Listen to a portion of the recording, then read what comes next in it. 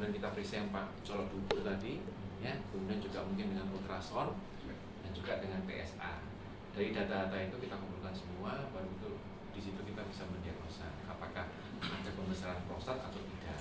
Kemudian kalau sudah membesar, apakah membesarnya itu jinak atau ganas.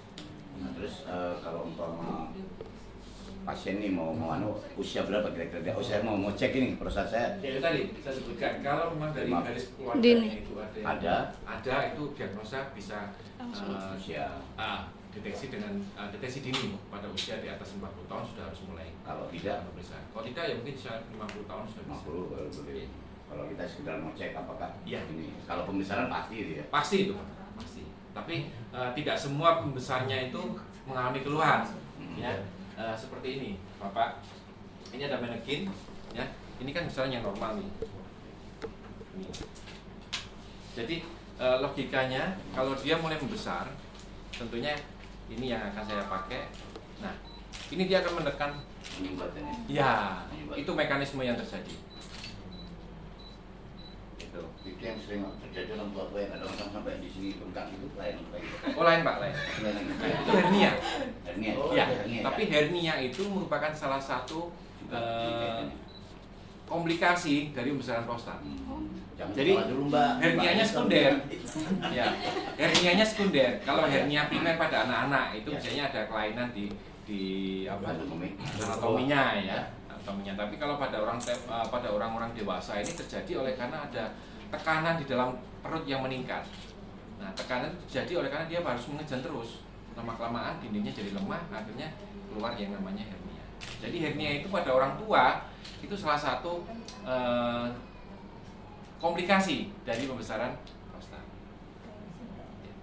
Tadi kan dokter menyatakan itu kalau terjadi pembesaran dia kan menyumbatkan itu. Itu harus dioperasi memang. Macam-macam Pak. Tadi saya sebutkan bahwa terapinya itu yang pertama, pilihan pertama adalah obat.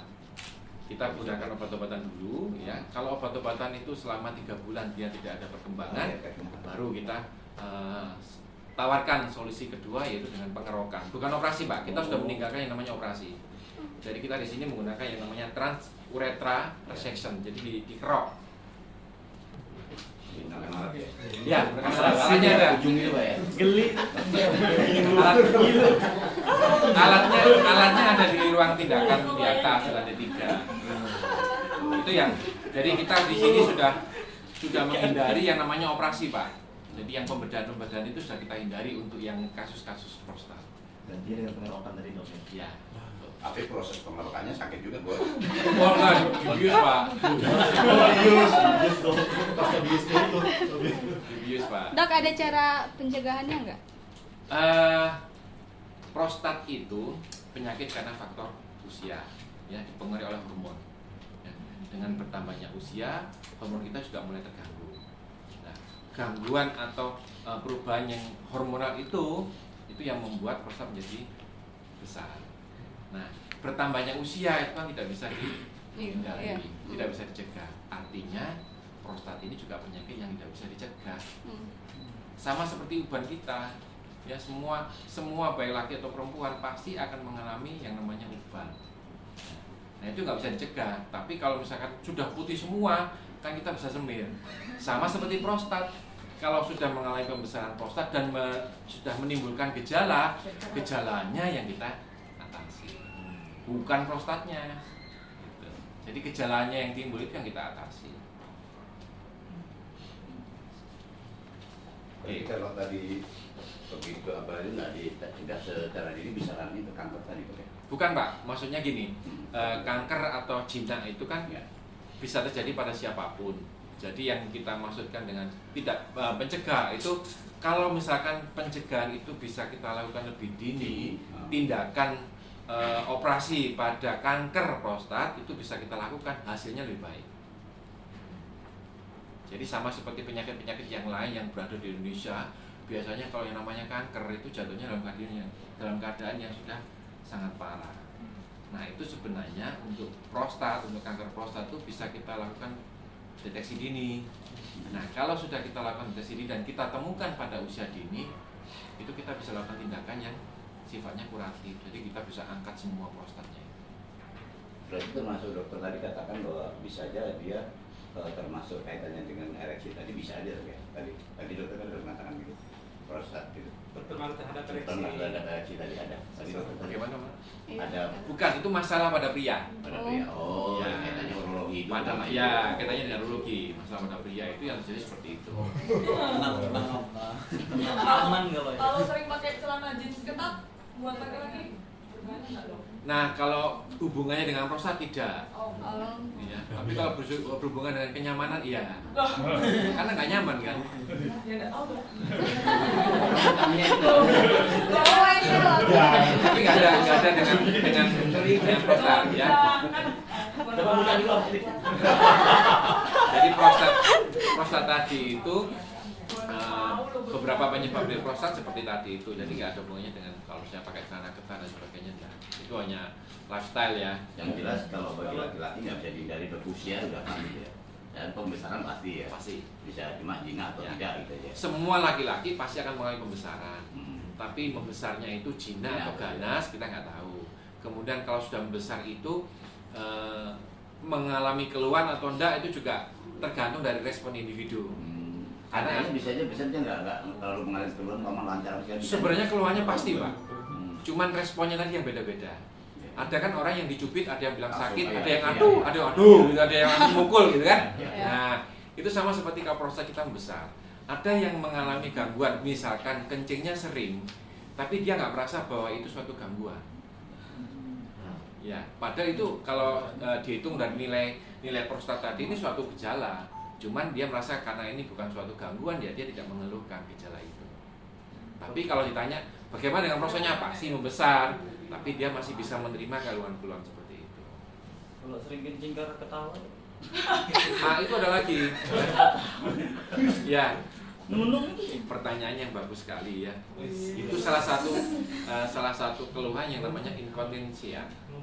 Inkontinensia, mungkin pernah dengar ya, inkontinensia. Tanggal kemarin sekitar bulan Februari itu ada Hari Inkontinensia Indonesia. Nah, kita jarang mempublish itu. Di Surabaya ada Hari Beser. Jadi Hari Beser, mungkin pernah dengar ya. Itu keluar kok di Jawa Pos kalau nggak salah. Hari Beser, saya lupa tanggalnya pastinya tanggal berapa. Tapi di Surabaya sudah dideklarasikan Hari Beser. Hari Anti Beser, sorry. Hari Anti Beser. Itu sudah ada deklarasi. Itu salah satu gejala seperti nunung. Jadi kalau dia ketawa, ya, itu langsung keluar kencing. Pada penderita prostat itu juga bisa menjadi salah satu gejala. Tadi yang saya sebutkan tadi, urgensi. Itu artinya dia nggak bisa nahan kencing. Berarti gejala itu Dok ya? Ya, salah satu gejala. Tapi nggak semua gejala ini pada laki-laki. Kalau yang inkontinensia atau beser itu bisa terjadi pada anak-anak juga, bisa terjadi pada orang perempuan. Oh, jadi bisa aja pada saat kita kondisi di suatu lapangan pengen kencing, tapi bisa dia bisa menahan Dok ya. Bisa Ya. cari tempat jangan dulu baru bisa dia nggak tahan lagi lari gitu kadang-kadang. Ya, ya. Gitu ya. Itu namanya urgensi, Pak. Tapi dia bisa nahan. Ada yang bisa nahan. Ya. Dan juga yang tidak bisa nahan. Nah, kalau sudah nggak bisa nahan tuh sama seperti nunung itu. Jadi dia ketawa sedikit keluar. Itu namanya inkontinensia. Habis kamu kemana cari botol ya kamu? Atau marah-marah kencing. Dok, aku pernah dengar kalau misalnya kanker prostat itu cowok ya pasti ya, kalau misalnya kencing di tespek katanya positif, itu sama nggak gini juga nggak? Katanya kalau kanker, saya pernah dengar katanya kalau kanker apa gitu prostat gitu, kayaknya prostat. Jadi kalau kencing di tespek itu positif hasilnya gitu. Kira-kira yang ini gitu juga nggak? Nggak.